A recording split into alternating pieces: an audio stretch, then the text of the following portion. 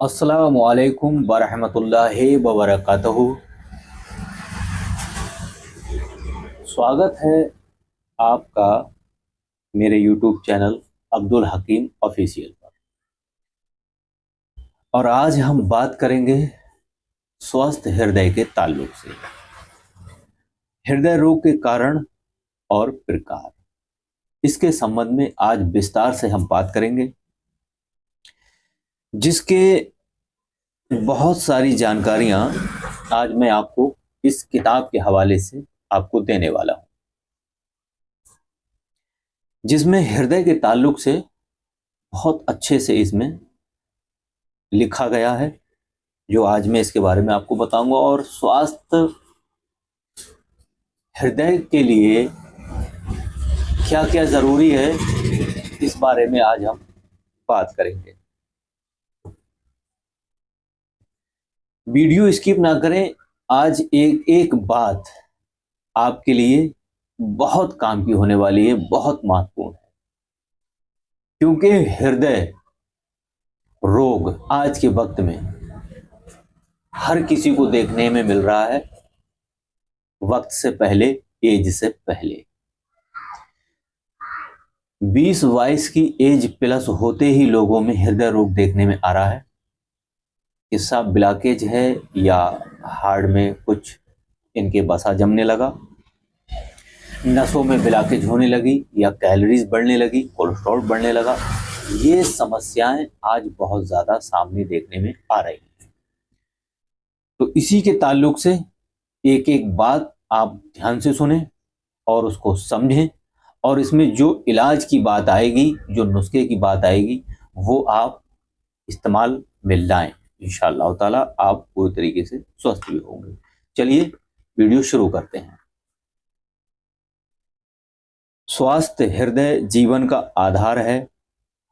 हृदय में आई थोड़ी सी विकृति भी जानलेवा हो सकती है, क्योंकि हृदय का किसी भी व्यक्ति के जीवन और मृत्यु से सीधा संबंध होता है। बिल्कुल बात सही है। विश्व में पिछले 50 वर्षों के दौरान हृदय रोगियों की संख्या बहुत वृद्धि हुई है। इसके लिए किसी हद तक वर्तमान युग की हमारी परिस्थितियां, व्यवस्थाएं, चिंताओं से भरी जीवन शैली और घुटन भरा वातावरण उत्तरदायी है, यानी जिम्मेदार है। आयुर्वेद के अनुसार काम, क्रोध, चिंता, भय, शोक, मोह, लोभ एवं मद आदि मानसिक आवेगों के समय मस्तिष्क को ज्यादा खून की आवश्यकता होती है। अगर थोड़ा सा मैं इसका साधारण लोगों को समझने के लिए सरल भाषा में इसको मैं बता दूं, काम, एक तो काम होता है काम वासना, जिसको हम कहेंगे सेक्स। एक काम वो होता है डेली बेस रूटीन में जो हम काम करते हैं, ठीक। और इसमें ये दोनों ही काम आ जाते हैं। जो हम सेक्स वाला काम करते हैं उसमें भी बहुत हार्ड वर्क होता है, और जो हम अपना जीवन यापन करने के लिए जो काम करते हैं उसमें भी हार्ड वर्क होता है। क्रोध, गुस्सा करना किसी भी बात पर, कभी भी, कहीं भी, किसी भी मौके पर। एक तो ये चिंता करना, चिंता चिता के समान होती है, ये एक मुहावरा बरसों से चला आ रहा है, इसको आप समझ लें। भय, भय यानी डर, किसी भी बात को लेकर अंदर से अपने आप को डरा डरा रहना, सहमा हुआ रहना, एक तो ये हो गया। शोक, शोक उदास रहना। मोह, लालच करना। लोभ, लालच करना। मोह, मोह भी एक लालच का ही शब्द है, और मोह, माया, लालच, लाभ, लोभ है, ये एक ही जैसे शब्द हैं। एवं मद यानी शराब आदि, शराब आदि, मद यानी शराब आदि, ये सारी बातें मानसिक आवेगों के समय यानी कि ये सारी चीजें हमारे दिमाग को प्रभावित करती हैं, तो ऐसे में हमारे दिमाग के लिए ब्लड की ज्यादा जरूरत होती है। और ब्लड की ऑलरेडी हमारी बॉडी में पहले से कमी होती है, अब दिमाग को ब्लड कहाँ से मिले। ठीक है। आवेगों के आदि मानसिक आवेगों के समय मस्तिष्क को ज्यादा खून की आवश्यकता होती है। ज्यादा भोजन कर लेने पर अमाशय और आंत को भी ज्यादा रक्त की जरूरत पड़ती है। अधिक शारीरिक श्रम करने पर मांसपेशियों को अधिक रक्त की आवश्यकता होती है। इन सभी स्थितियों में हृदय की संकुचन क्रिया बढ़ जाती है और हृदय को अपनी क्षमता से अधिक काम करना पड़ता है। परिणाम हृदय रोगग्रस्त हो जाता है। हृदय रोग के कारण गलत खानपान, तले हुए भोजन तथा मांस, मछली आदि गरिष्ठ भोजन का अधिक सेवन करने से खून में अम्ल तत्व बढ़ते हैं और वो दूषित हो जाते हैं। यही दूषित रक्त थक्कों के रूप में जमने लगता है। इससे हृदय रोग व अन्य कई प्रकार के रोग हो जाते हैं। व्यायाम न करना, रात को देर से सोने और सुबह देर से उठने के कारण जो व्यक्ति व्यायाम तथा सैर नहीं कर पाते, उनका शरीर पूरी तरह नहीं खुलता। विकार शरीर में ही रुकने तथा जमने लगते हैं। आलस, सुस्ती शरीर को घेर लेती है और भूख नहीं लगती। पाचन ठीक नहीं होता। वसा शरीर में जमने लगती है, जिससे कोलेस्ट्रॉल की मात्रा बढ़ने लगती है। जबकि नियमित व्यायाम करने से रक्त संचार तेज होता है। विकार शरीर में नहीं रुकते और भूख भी खुलकर लगती है। मानसिक तनाव, इससे मस्तिष्क तथा नाड़ी संस्थान के कार्यों में बाधा पड़ती है। पाचन खराब हो जाता है। वायु, गैस, अनिद्रा और कब्ज की शिकायत रहती है। शरीर शिथिल नहीं हो पाता, जिसका प्रभाव हृदय पर पड़ता है। औषधियों का अधिक सेवन, आए दिन शरीर को कोई ना कोई बीमारी घेरे रहती है, जिसके लिए हमें कई प्रकार की दवाइयां लेनी पड़ती हैं। मगर इन दवाइयों का अधिक सेवन स्नायु मंडल को दुर्बल बनाता है। स्नायु मंडल जो हमारे दिमाग में, जो दिमाग होता है ना हमारा, उसको स्नायु मंडल बोलते हैं। स्नायु मंडल को दुर्बल बनाता है। इससे हृदय को शरीर में रक्त पहुंचाने में ज्यादा मेहनत करनी पड़ती है। परिणामत हृदय की गति तेज हो जाती है, मानसिक तनाव बना रहता है तथा उच्च रक्तचाप की शिकायत हो जाती है, जिसको कहते हैं ब्लड प्रेशर हाई होना। नशीले पदार्थों का सेवन, शराब, सिगरेट तथा अन्य नशीले पदार्थों से मस्तिष्क एवं स्नायु मंडल बहुत दुर्बल हो जाता है, जिसकी वजह से व्यक्ति नशीले पदार्थों का गुलाम हो जाता है और उसे अधिक तथा ऊंट पटांग खाने की इच्छा होती है। शरीर के संचालन तथा नियंत्रण में बाधा आती है और वो रोगग्रस्त हो जाता है। मोटापे के कारण शरीर में अनेक रोग हो जाते हैं। चर्बी युक्त मांस, गरिष्ठ भोजन करने से मोटापा बढ़ता है। मोटापे के कारण रक्त नलिकाओं और मांसपेशियों में वसा जमा होने लगती है। इससे धमनियों और शिराओं का मार्ग अवरुद्ध होने लगता है और हृदय रोगग्रस्त हो जाता है। आराम पसंद जीवन, इस रोग को अमीरों का रोग कहा जाता है। आराम परस्ती उन्हें सुख दे पाए या नहीं, रोग तो दे ही देती है। परिश्रम के अभाव में रक्त में हरकत नहीं हो पाती। ऐसे में हृदय को रक्त पहुंचाने वाली करोनरी धमनियों के अवरुद्ध होने की संभावना बढ़ जाती है और अचानक दिल का दौरा पड़ जाता है। जो हमारे हृदय में जो 3 धमनियां होती हैं ना, ये 3 धमनियां, जो 3 पंप होते हैं, उनको करोनरी धमनी नलिकाएं कहा जाता है, जो मेन होती हैं। अचानक दिल का दौरा पड़ जाता है। फेफड़े, गुर्दे, तथा त्वचा का ठीक से काम ना करना। ये तीनों अंग रक्त को शुद्ध करते हैं। ये तीनों अंग रक्त को शुद्ध करते हैं। यदि ये ठीक से काम ना करें तो हृदय रोग हो जाता है। चाय कॉफी अधिक पीने से प्यास मर जाती है। फलतः पानी कम पिया जाता है, जिससे गुर्दे रक्त को पूरी तरह शुद्ध नहीं कर पाते। इसी तरह व्यायाम ना करने, बंद कमरों में रहने और शुद्ध ऑक्सीजन ना मिलने से फेफड़े पूरी तरह सक्रिय नहीं होते। परिणामत रक्त शुद्ध नहीं हो पाता और हृदय रोग ग्रस्त हो जाता है। एकाकी यानी कि जीवन में यदि मनोरंजन, हंसी मजाक, खेल कूद, बागवानी, उत्सव आदि ना हो तो मन मस्तिष्क शिथिल यानी रिलैक्स नहीं हो पाते। इससे व्यक्ति तनावग्रस्त हो जाता है, जिससे दिल का दौरा पड़ने की संभावना बढ़ जाती है। अधिक विषय वासना तथा संभोग में जीना, बहुत ज्यादा विषय वासना में लिप्त रहने तथा अधिक संभोग करने से अधिक वीर्य क्षय होता है। ऐसे में नाड़ी सूत्र कमजोर हो जाते हैं, पाचन बिगड़ता है, हृदय की धड़कन बढ़ जाती है, शरीर का नियंत्रण खो जाता है। इससे हृदय रोग हो जाता है। क्रोध और भय से ज्यादा गुस्सा करने और ज्यादा डरने से हृदय पर बहुत दबाव पड़ता है। हृदय गति तेज हो जाती है, सांस फूल जाती है।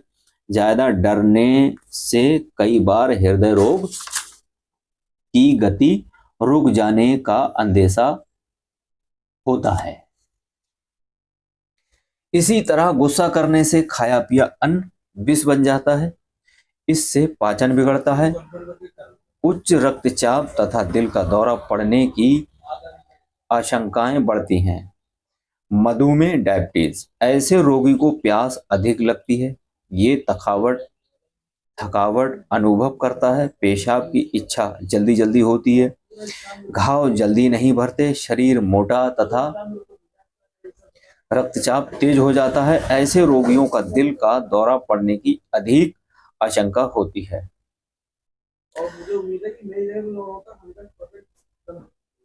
व्यायाम व आसन न करना, खुली हवा में सैर, व्यायाम इत्यादि करते हैं तो इससे शरीर का विकार जो रोगों का कारण बनता है अपना स्थान छोड़ता है और गंदे खून की नालियों शिराओं द्वारा हृदय व फेफड़े में शुद्ध होता है, जो पेशाब के रूप में गुर्दों से होकर त्वचा से पसीने द्वारा या मल द्वारा शरीर से बाहर होता है।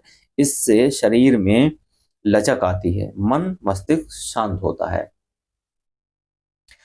नाक का पूरी तरह खुला न रहना, नाक बंद होने से फेफड़ों को रक्त शुद्धि के लिए आवश्यक ऑक्सीजन नहीं मिलती। रक्त का विकार कार्बन डाइऑक्साइड गैस के रूप में शरीर से बाहर नहीं हो पाता तथा रक्त नलिकाएं बंद हो जाती हैं, जो हृदय रोग का कारण बनता है। पानी, फल तथा हरी सब्जियों का कमतर प्रयोग, रसदार फल व सब्जियों के जूस आदि का काम या नहीं के बराबर व्यवहार करना तथा पानी कम पीने से रक्त में कोलेस्ट्रॉल की मात्रा बढ़ जाती है, जिससे रक्त संचरण में बाधा पड़ती है, पेशाब खुलकर नहीं आती, शरीर में यूरिया व यूरिक एसिड की मात्रा बढ़ जाती है, जो हृदय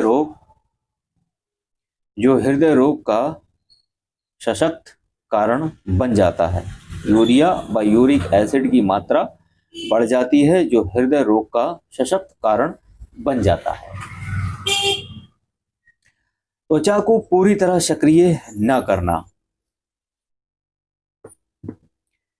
त्वचा को पूरी तरह सक्रिय न करना, वातानुकूलित कमरों या कार्यालयों का अधिक उपयोग, शरीर को रगड़कर स्नान न करके त्वचा की ग्रंथियों को सक्रिय न करना, स्नान के बाद शरीर पर पाउडर लगा लेने से और पसीना न निकल पाने से रक्त की शुद्धि में कमी आती है, जो अतः हृदय रोगों का कारण बनती है।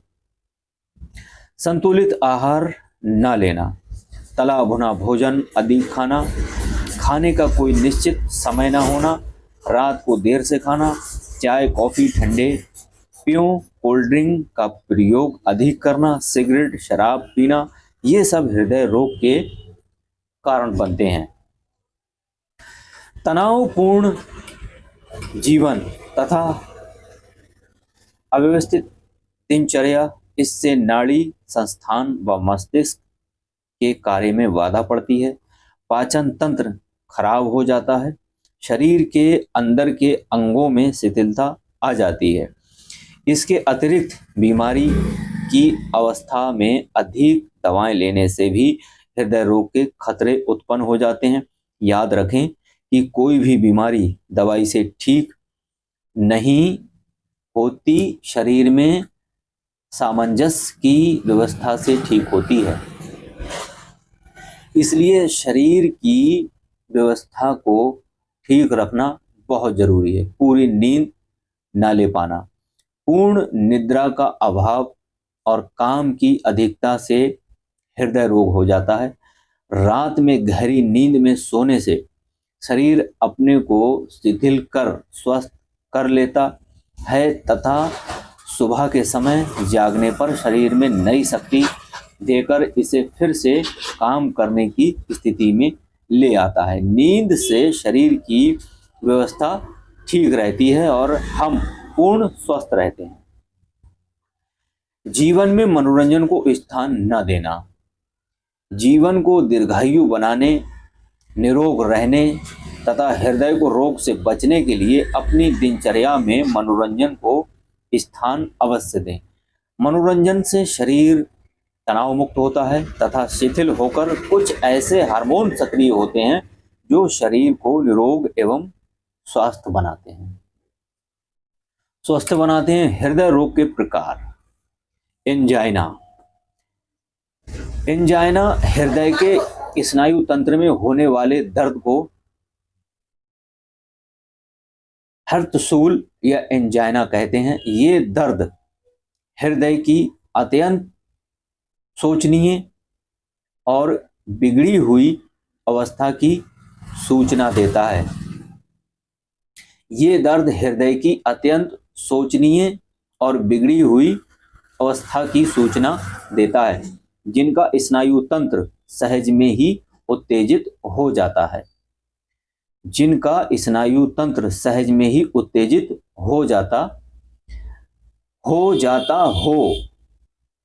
उन्हें ही ये रोग होता है। इसके लक्षण हैं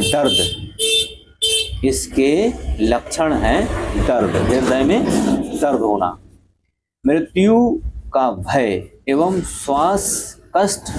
ये हृदय अचानक पहले हृदय से उठता है और फिर धीरे धीरे छाती, गर्दन तथा हाथ की उंगलियों तक फैल जाता है।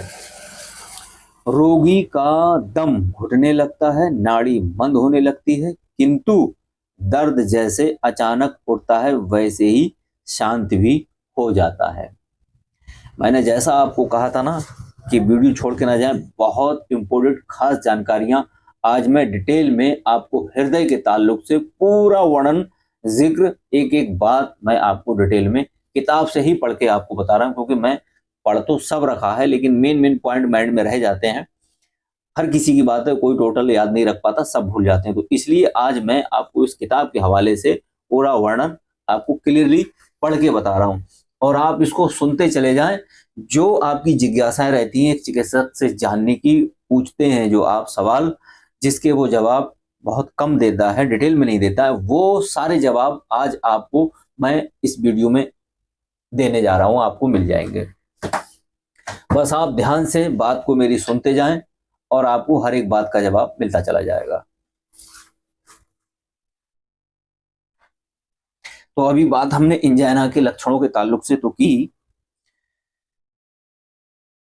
दिल का दौरा यानी हार्ट अटैक, हृदय की किसी बड़ी कोरोनरी धमनी में एकाएक रुकावट आ जाने से जब रक्त का बहाव रुक जाता है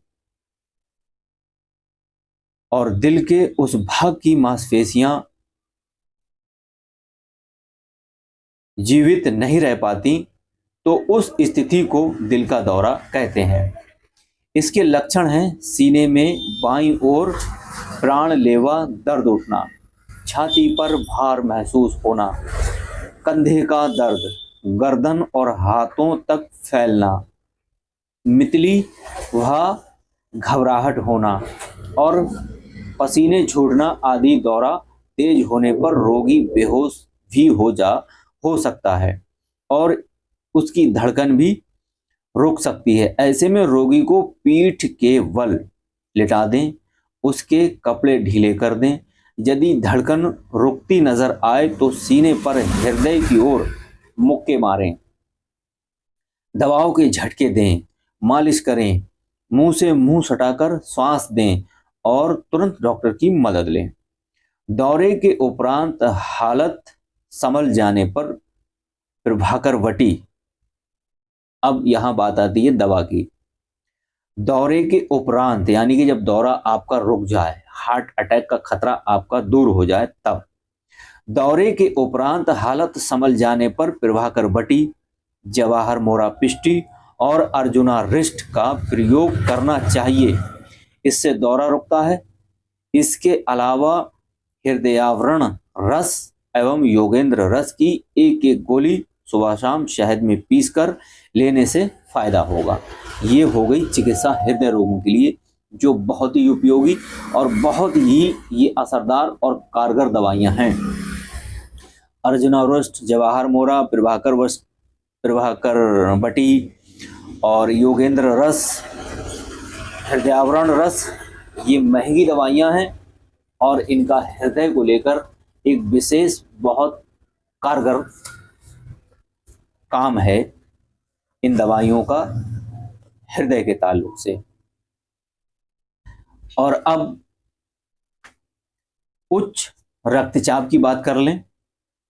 हृदय धमनी की मदद से खून को पंप करके प्रति क्षण शरीर के हर हिस्से में पहुंचाता है। यदि धमनी की दीवार दूषित रक्त और वसा के कारण मोटी हो जाए तो उसका लचीलापन, इलास्टिसिटी वसा के कारण मोटी हो जाए तो उसका लचीलापन यानी इलास्टिसिटी नष्ट हो जाता है। ऐसे में हृदय को लगातार धक्का और अधिक चाप देकर रक्त का संचालन करना पड़ता है।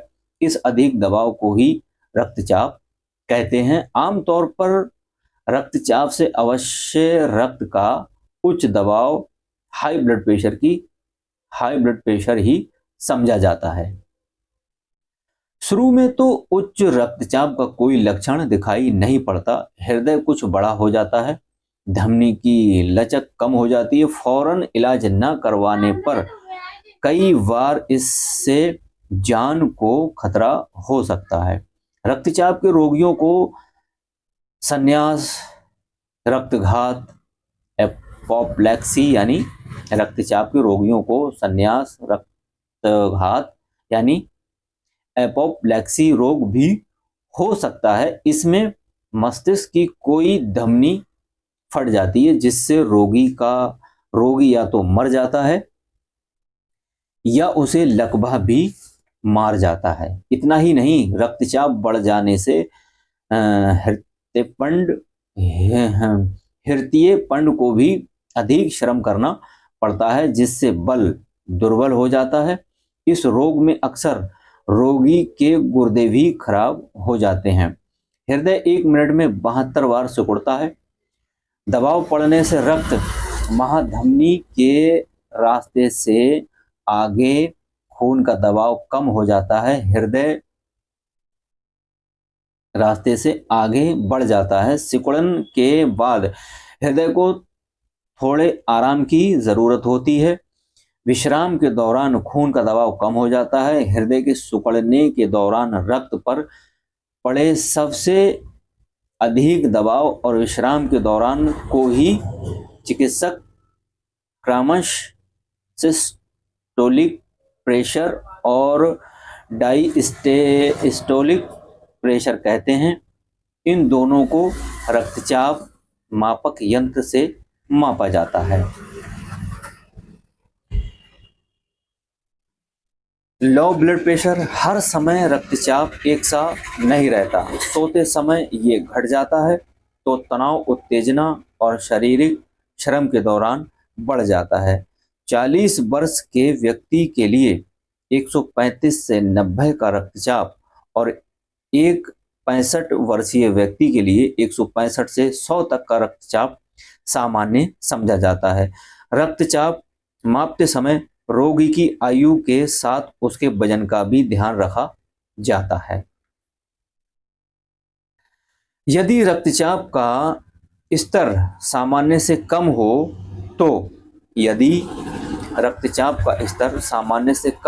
तो उसे निम्न रक्तचाप, और यदि ज्यादा निकले तो उसे उच्च रक्तचाप कहते हैं। शरीर में रक्त की कमी, अपच, शारीरिक तथा मानसिक कमजोरी से निम्न रक्तचाप होता है। यानी कि अगर सब बातों को मिलाकर सही मायने में अगर निचोड़ निकला तो शुरू से जो मैंने बातें आपको इससे पढ़ के जो कही, तो सब जगह अपच, बदहजमी, गैस और पाचन दुरुस्त ना होने का ही एक मेन रीजन निकल के आया। जो मैं अक्सर किसी भी टॉपिक पर वीडियो बनाता हूँ तो मैं कहीं ना कहीं मेरी बात पाचन पर आ ही जाती है। क्यों? मैं अच्छे से जानता हूँ, समझता हूँ इस बात को कि अगर आपका पाचन दुरुस्त है तो आप दुरुस्त हैं, फिट हैं, और पाचन खराब तो फिर कोई ना कोई रोग आपको होगा जरूर। तो इसलिए सबसे ज़्यादा आप अपने पाचन को सही रखने का ध्यान रखा करें। नींद, आराम, ये बहुत ज़रूरी है।